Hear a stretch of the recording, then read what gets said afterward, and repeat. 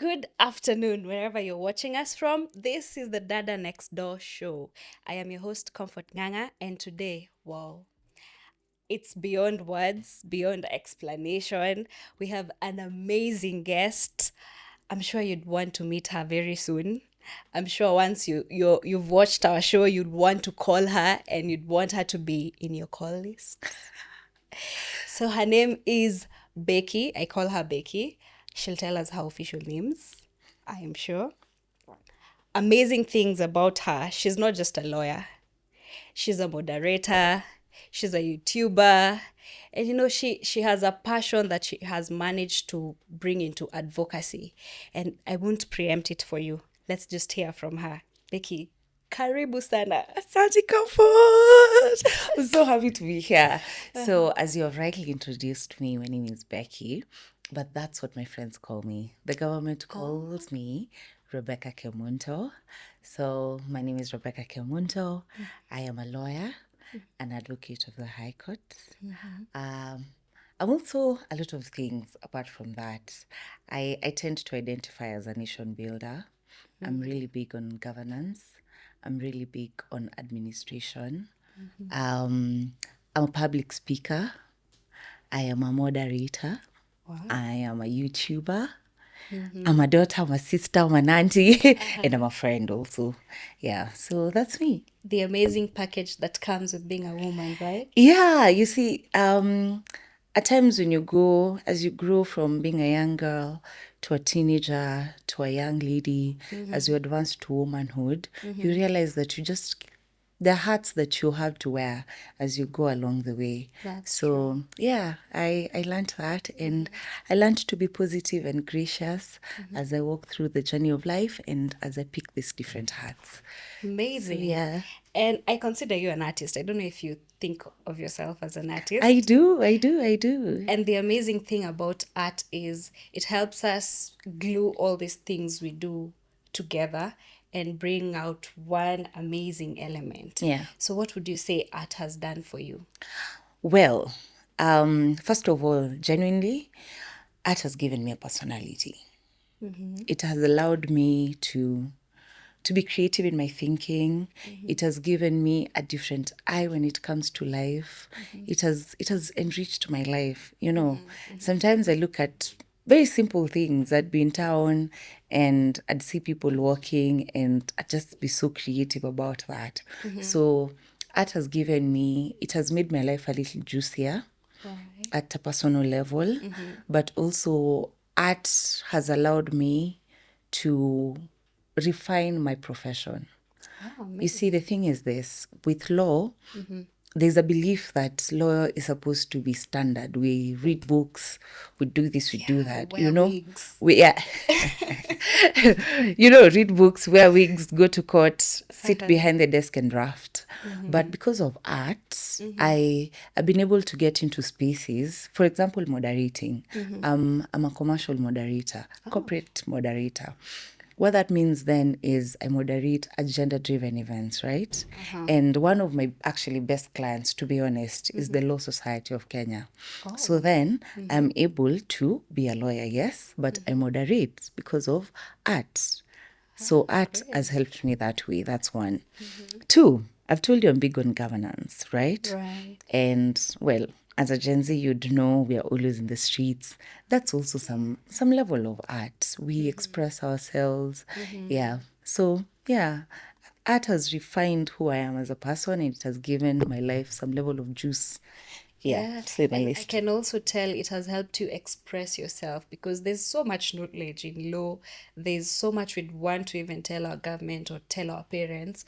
And art just gives you that ability and agility to voice it out without looking like, we are fighting you, we are struggling with you. Yeah. And so maybe let us in on the best event you've ever moderated and what made it stand out. The best event I've ever moderated was an International Women's Day event. What was so good about it was, okay, now there are two. I've thought of two. Let's start with that one for International Women's Day. It was a room that was filled with very powerful women. I didn't imagine that I had the capacity to capture their attention. So I prepared for days. Also, something about art is preparation is everything. So I prepared for days. And when I went there, everyone had positive comments to say. Genuinely, it was a very reaffirming event for me. That is the first one. The second one is the first time I ever got paid in dollars. Wow. I will be honest. So that's why it actually came to mind. It showed me that art can actually really pay. So I was outsourced.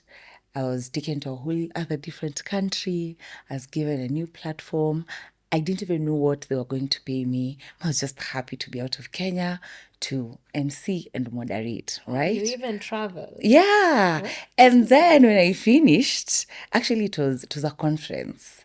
And then when I finished the last day, Kambiwa, go to finance. So I'm happy going to finance. I've had a good time. Wacha nione pesa. Whoo! Got even greater. Got Yes, better. yes. So actually, that's my call to everyone out there. You see, before I embraced art into my life, I'll be very honest with you. There was a time I got really broke. As we have said, I was a student leader at some point, right? So when you finish student leadership, gives you some level of high, right? At least the school pays you, but they actually do, but they don't pay you taxable amount. So if taxes start at 14K, the most that they can pay is 13,000. But now, as a student leader, at least I was liquid. Nilikuwa na pesa. So after student leadership, I'm broke. And then I decided to try and figure out how this thing works. So have you ever heard of Centonomy? It's a school of finance. So I joined a school called Centonomy. Centonomy said that you need to monetize a skill that you have. They Was said this an online platform or something, somewhere you had to pay school fees to get the knowledge? I had to pay school fees to get the knowledge, and this was even before COVID. So when COVID hit, I was nilikuwa in the thick of it. So it was a 3-month course. It wasn't even hard. I used to go for one class in a week. So the only thing, okay, not the only, but the biggest thing that I took from that school is sometimes as you sit at home and as you look at yourself, your education may not pay you, especially in Kenya, levels of unemployment. Very Yeah. high. So anyone who's watching, if you have a skill, whatever it is, hata kama if you're a good musician, you can sing well. You don't even have to compose songs. You can sing people's songs and you can sing them well. Covers, Yeah, do covers and then get yourself out there. We organize events. We always need these people to sing for us, nini nini. So just if you have a skill, even if you're cooking, you're good at cooking, even if you're good at cleaning, people can pay you and they can pay you well for it. You just need to know, one, how to refine that skill that you have, and then two, where to place it in the market. This is great insight. And there's something that has caught my attention. You've mentioned planning when it comes to art. Most of the times when you think about art, you're thinking of being laid back. So planning is not one of the things that comes to mind. What would you advise in that lane? Like how much planning should happen? How often should it be? And how consistent should it be as well? Well, they say that if you want to cut a tree, you should spend more time sharpening the axe, then you will spend less time cutting the tree. Oh, That's the truth. So this is it. You see, art is also work, right? true. And the amount of seriousness that you give to your art will reflect when it comes to the output that you give, right? So this is what I think.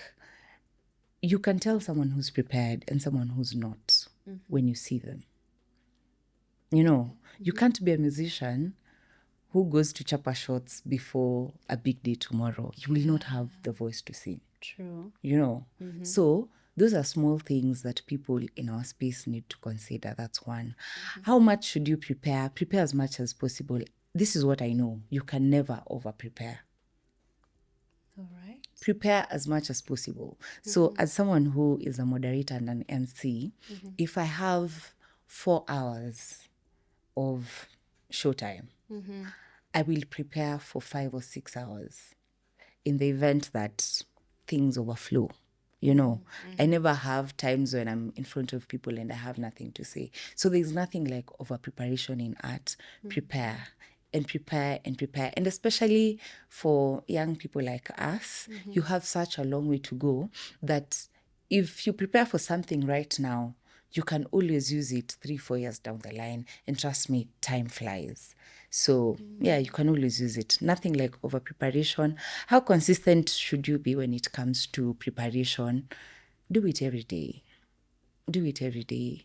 Maybe today you'll be on YouTube watching something, tomorrow you will read, the next day you will attend an event that addresses whatever you're doing. So preparation is continuous. Just have an open mind, be very positive in your thinking, and yeah, take on all small challenges that you can in your space as you move Because you along. can only know how much you'll grow with the challenges that come your way. Yeah. And also, I've picked something from you. Feed yourself, feed into you. Watch a YouTube channel or read a book to get more information. Yeah. Guys, this is, if I think beauty and brains is an understatement for this lady here. Stop. I know beauty is not just the aesthetics look and the physical look. Even how you're expressing yourself is just magnetic and well composed. Nikugeria mani.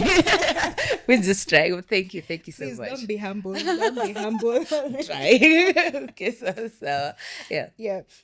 So the other thing I'd want to maybe borrow your brains on Yeah.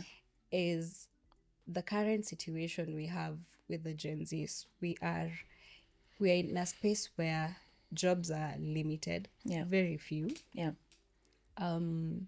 Resources are also limited because if our parents would tell you how much land they were given by their parents, you'd look at what you have right now, what you're going to acquire is very negligible. Yeah. So resources are also becoming very limited.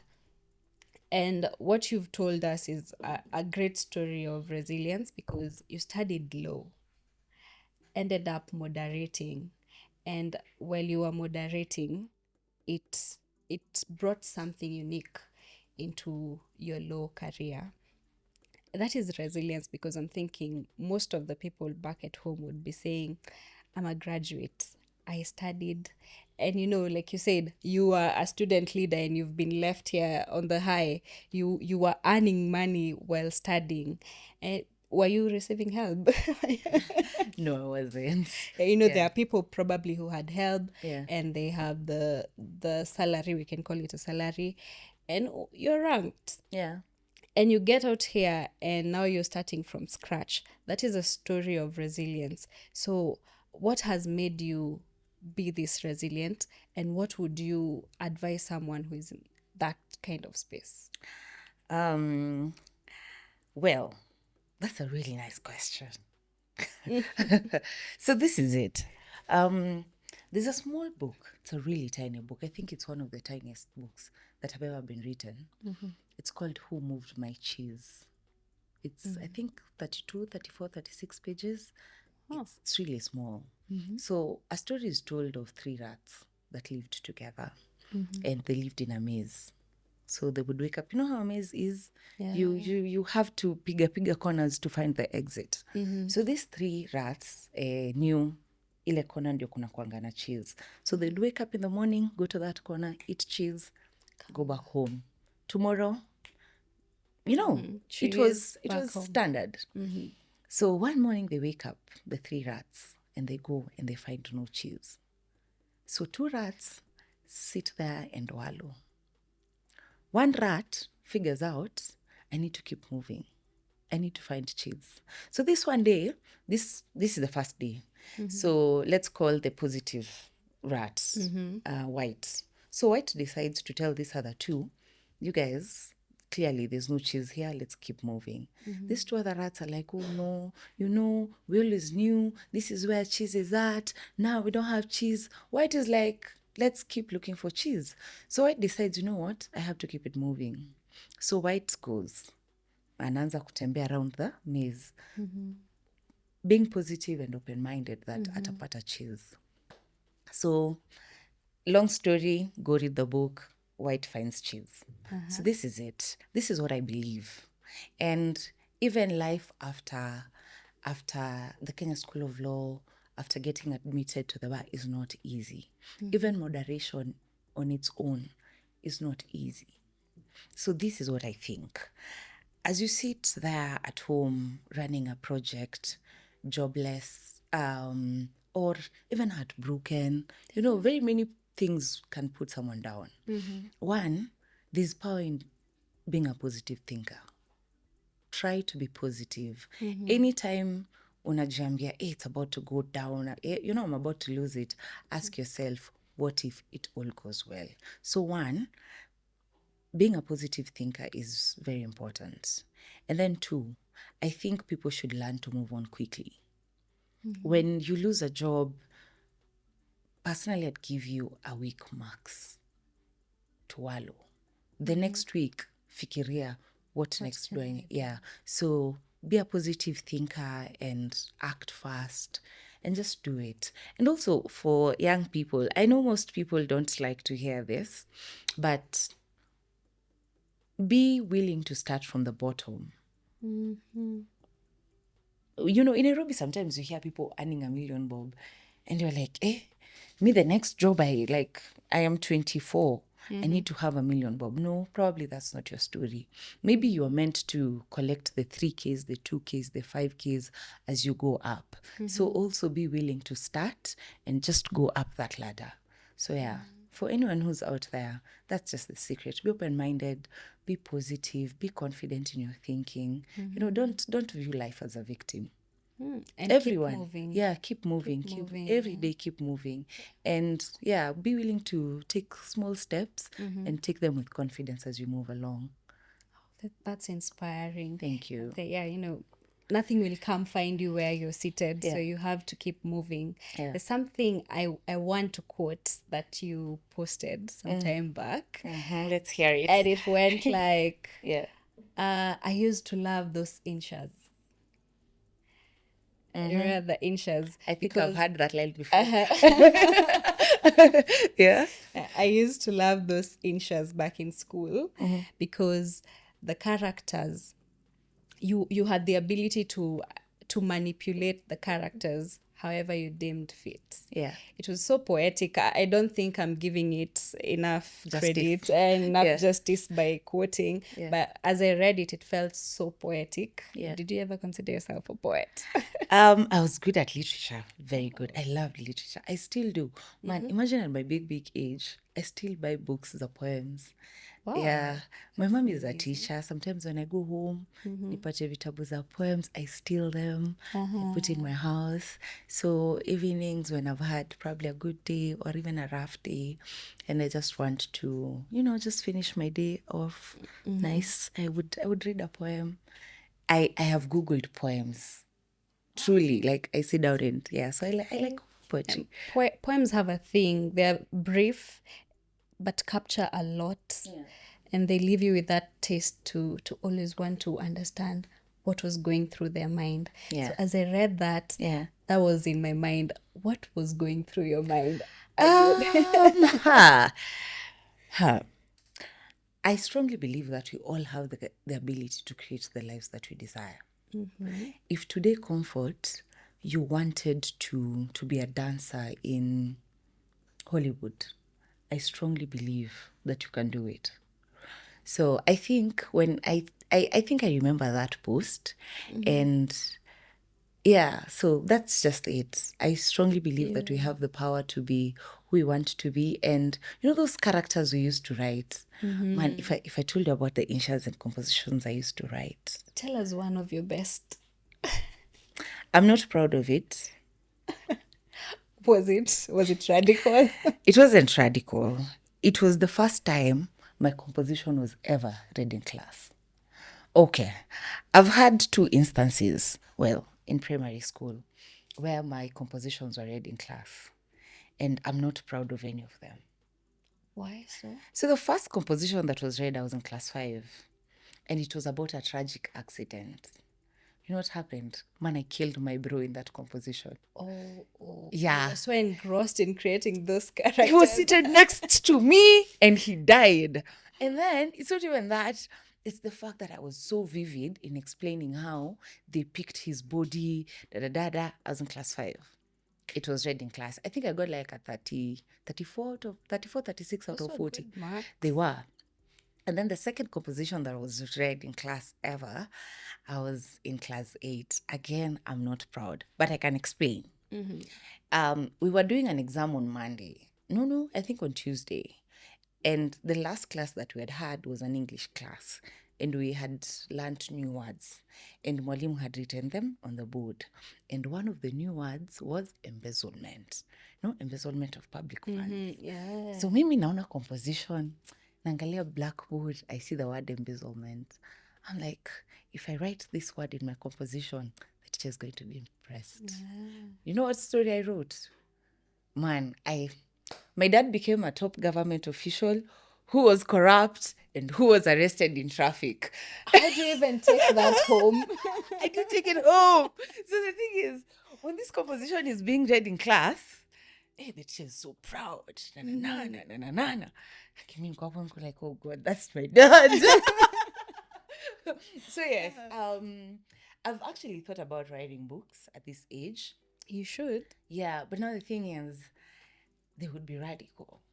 I read books and the things, man, you can write, but you go like, wow, how will people take it? But yeah, I've loved art, literature, and poems. I like good stories. Yeah, I go to the Kenya National Theatre.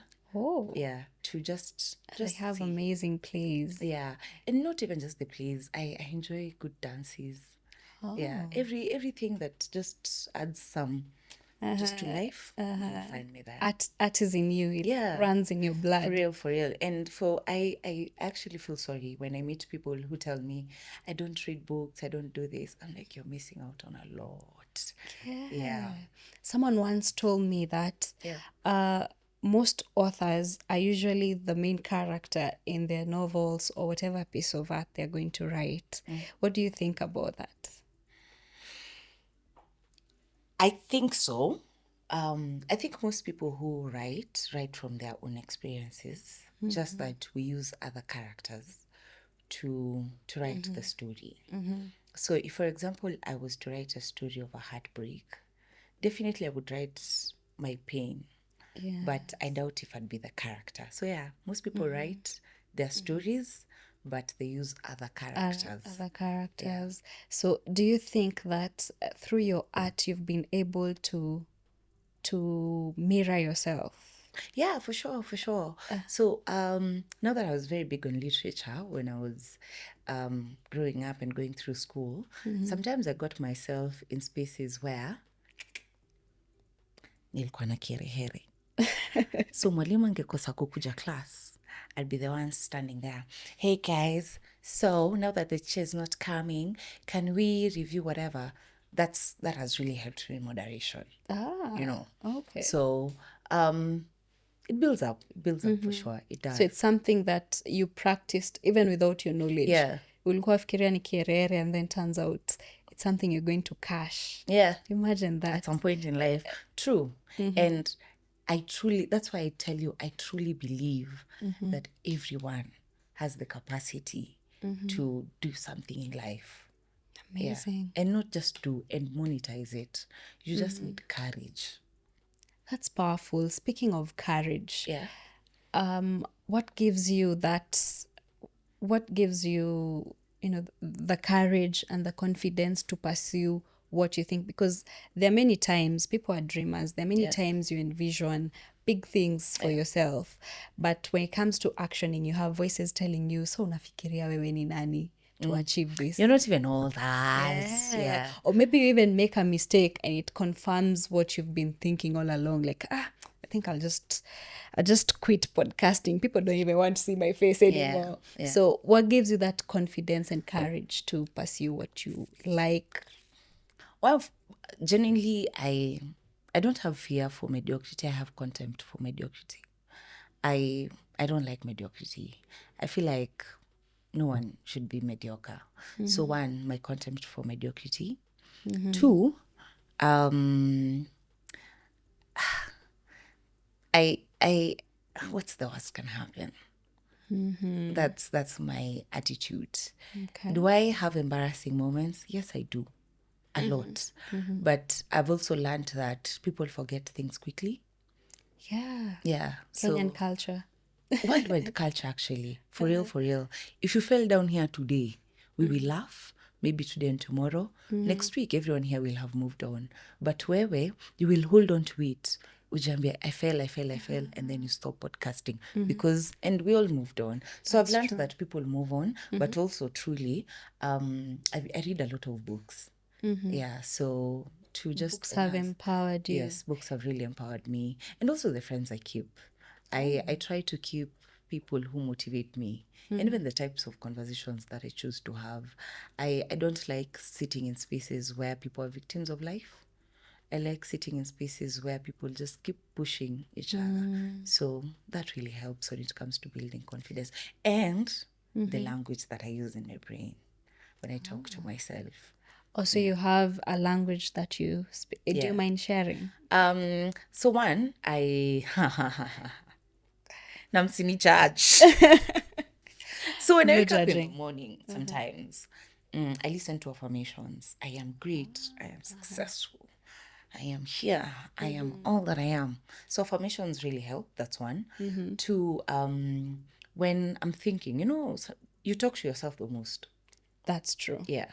So when I'm alone, the language that I have, I try to have a confident language. Even if I'm going through a challenge, even if I'm broke, I will not sit there and be like, oh my God, I'm so broke. Oh my, no. I'll be like, yeah, broke. But napata pesa soon, eh? So I really try to psych myself, even with the language that I use, yes. And I don't mind telling people to keep quiet when they're saying negative things. Oh, that's like confident. I stop you. I don't care who you are. I'll stop you. That's great confidence. And but courage. That does not then mean I don't take correction. I take correction, just that also how that correction is packaged is very important. You don't correct me to put me down. You correct me to help me become better. So I have also learned to draw the line where correction is now becoming negative. Yeah, and that's important because many people have some correction and criticism has been disguised as nakusaidia tu. Take for instance, even when you're growing up, there'll be older women telling you, na siku hizi unavavaaje, unataka kuonwa na wavulana huku nje. That's correction. By then, what it does to your self-esteem is very harmful. For sure. And you may grow up dissenting, even looking good, or showing up looking good. And at the end of the day, you're your best advocate. That's for sure. And also, it's for people who, even us generally, when you're passing correction, it's very important that you watch how you pass it. You can pass correction in an uplifting way, and you can pass correction and that person will never do that thing again in a negative way. So language is also very important. Just making sure that even when you talk to people, have an uplifting tone and approach. It will also influence how they talk to you back.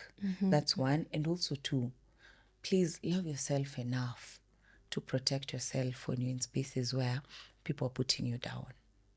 No matter who it is, you can tell them no. Even if it's your boss. Imagine you can stand for yourself. If you lose that job, you'll get another one. I promise.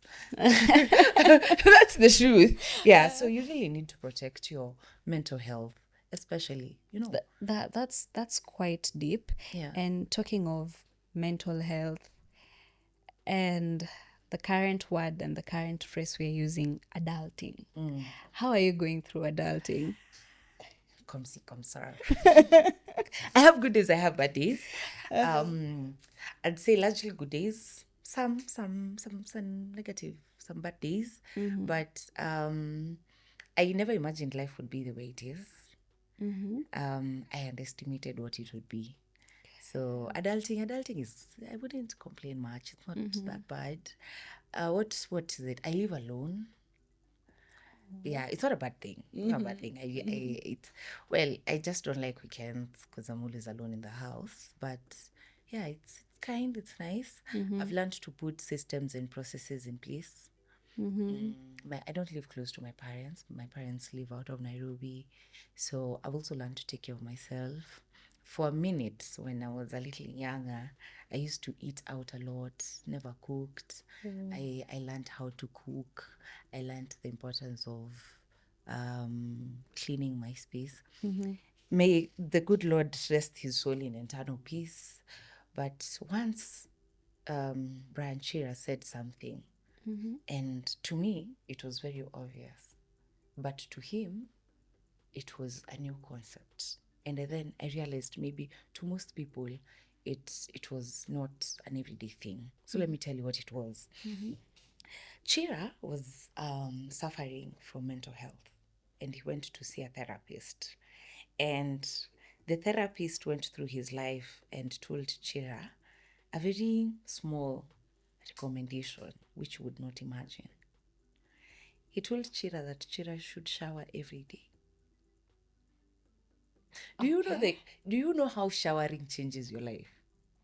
Okay, we do it on a daily basis. We do it on a daily basis, but for someone who's going through depression, who's unemployed, sometimes they don't do it every day. That can take a toll on you. And it can take a toll on you. It can be difficult to even wake up and walk to the bathroom. It can, but now you see the thing is, if you get the courage and the small energy to take a shower, trust me, it will give you energy to do a lot more. That's inspiring. So that's one thing about adulting. I've learned how to incorporate the small things that actually change the big picture. So like cleaning your space is very important. Making sure you watch what you eat. We are young, also making sure you don't overindulge in anything. So yeah, just taking care of yourself. For me, that has been the biggest lesson in adulting. One. Two, that is at home. Out here in life, what would I say adulting has taught me? It has taught me to be confident, to ask for things that I want, and to dream big. So yeah, that's adulting for me. Great. Yeah. And maybe let us in on it. Yeah. And I'll put you on the spotlight here. Forgive me. Let us in on it. What is this one adulting moment that brought you to the realization that you need to ask for what you need? And secondly, I'll take you back a little bit. Tell us, what is this one embarrassing moment that you cannot forget that has pushed you to be better in either in career, your art? What is this one embarrassing moment that has pushed you to become better? Let's start with the second one. Okay. One embarrassing moment. Man, there was a time I went to a big event and we had dignitaries. And I was to come, we were asked questions. Generally, I asked a bad question. I don't even want to remember it. I asked a bad question. From the framing, I spoke for 2 minutes and I said nothing.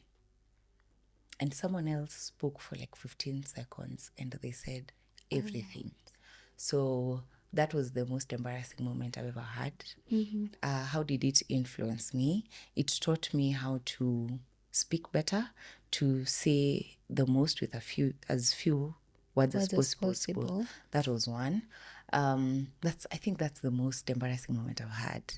What in life taught me that I can ask for things that I want and I can get them. When I realized that people with half my talent get twice as much as I used to get. Oh, that can be heartbreaking. Yeah, but then I learned that the difference between me and them is the fact that they ask. So man ask, and what is the worst that can happen? It's just a I no. know. Will a no break any of your bone? Not really. So yeah, and again, I've learned to take no's with a lot of grace. So if someone says no, I'm like, if it's not for you, if you know anyone else who can use the skill, whatever I'm pitching to you, please tell it to another person. It works.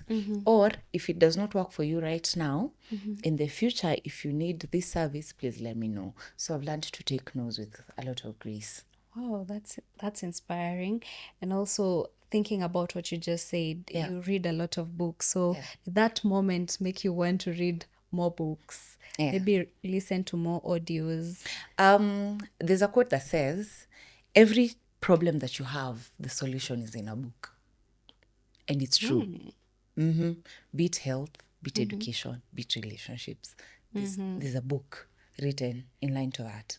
Amazing. And talking of books, Yeah. you're a lawyer, so I tend to imagine you've had a very long time. Yeah. Maybe the 4 years you were in school, or six, is it 6 or 4? 7. 7. Whoa. 7 years. Yeah. You have interacted with our constitution very much. Yeah.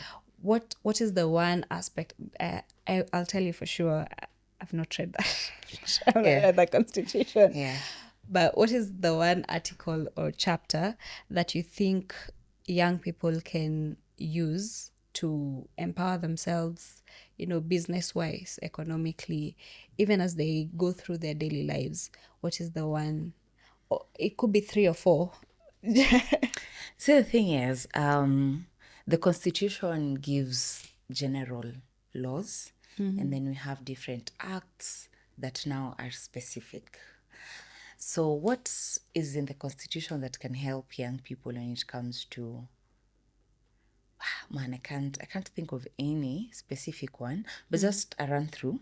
One, our Constitution is very deliberate when it comes to protecting human rights.